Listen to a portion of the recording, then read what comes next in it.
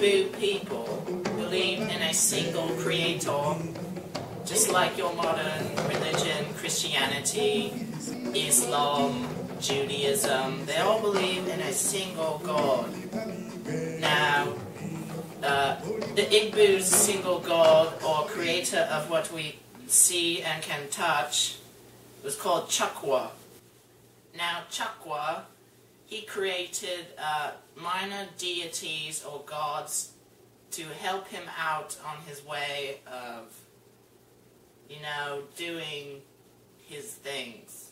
Chakwa's minor deities were Allah, the earth goddess, Igwe, the sky god, Imomiri, the spirit of wealth, Agwo, spirit envious of others, Akwonjuku, he is the yam spirit, Igboro was the drum spirit, Ewu, the health spirit, and Evil Forest, their sort of leader in their judicial system. Now, like pretty much every religion in the world, the Igbo people had a type of prayer. Oh, excuse me. Their prayer consisted of taboos, prayers, rituals, sacrifices, and blessings. Now, they believed these blessings and rituals could help them, because if they made these, the spirits and deities would favor them and just help them in their times of troubles. Let's say it was the time to plant the yams, and you wanted a good harvest, so you go to the shrine of Ahanjuku, the yam spirit, and you would do these blessings and rituals in hopes that it would help you out. When two clan members had a conflict and the elder was unsure of what to do, he would call a meeting and invite the Agugus. Now this meeting is a lot like our court system. The person that's being tried would place his hand on the ground as a sign of fear for being punished, hopefully making him tell the truth and not lies. After they're done telling their story, the Evil Forest and the Agugus would go into their sacred house and decide what their punishment would be. And then Evil Forest will present it.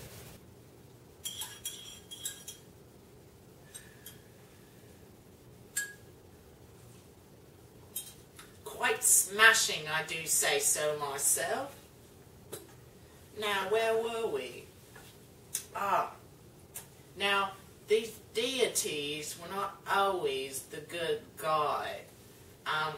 They could cause you some real harm and damage. It's awful. Now, this could happen by you not being a good citizen among the Igbo traditions, defying laws that the Igbo have set, going against the deity's words that were translated through the diviner. Now, there were two types of priests. Now, they weren't really priests, but that's what we'll call them because they were similar. Okay, so one type of priest was one that was passed on, sort of like a king passes on his throne to his son, and his son to his sons. This is kind of like that. Now, the other type of priest is one who was chosen by a specific deity, and these are the ones that receive the words of them to be shared with the people. Among the Igbo, it is believed that they have a chi, or a personal god, one that will follow you wherever you go, and one that is either evil or good. Now, that could be bad, and that could be good, as in the name itself. Now, chi was given to you by Chakwa, the supreme creator, and when you died, it was given back to Chakwa, and so on. Now, it is also believed that your ancestors will watch over you as you live your life among the Igbo, and that your ancestors will try and make sure you're doing the right thing. In the mid-1800s, this was a horrible time for Igbo. It's when the Westerners came and populated Igbo land in Nigeria. Now, these Westerners came in, they set up their camps inside the Igbo tribes, and they set up churches, schools, markets, and houses. Now, along with them being there, they also put on their customs onto the Igbo people, mainly their religion, Christianity. Now, if to the Westerners, if you were not Christian, you were uncivilized.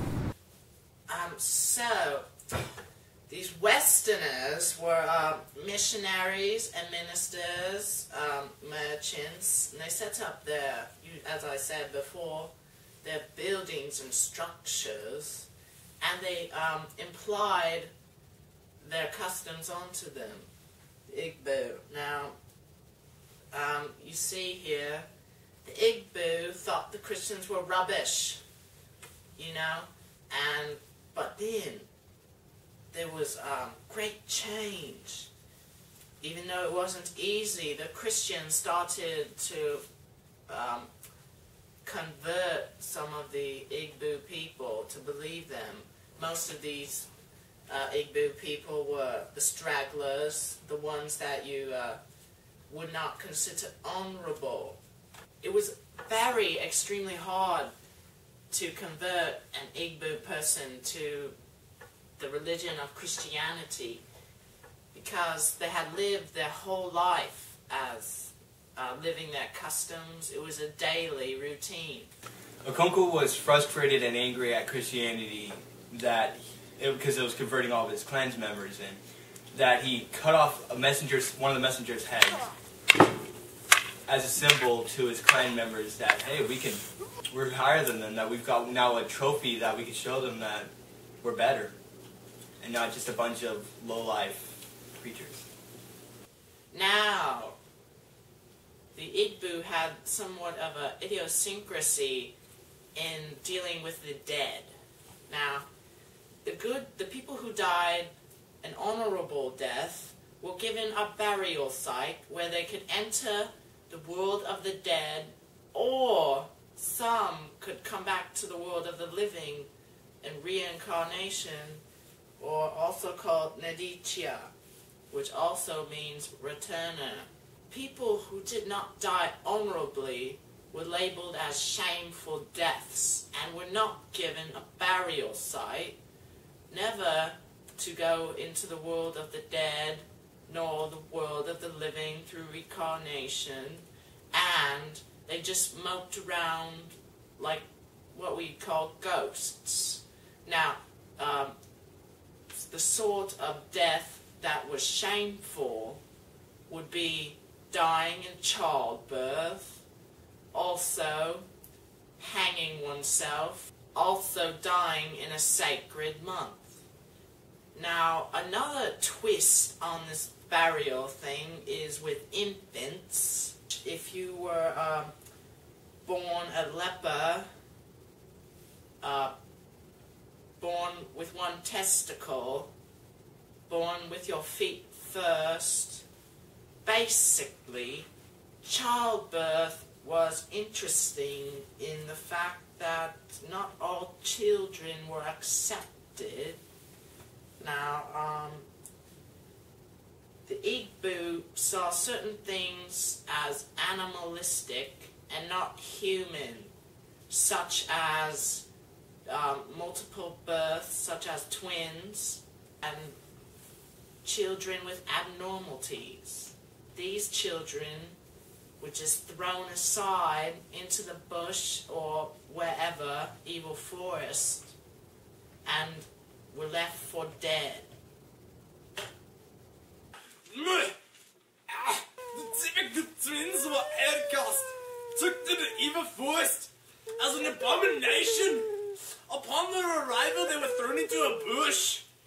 But when the Christianity came in, they took them out of the bush. And then they took them into the church, and they treated them well, which was gone against everything Igbo people believed in.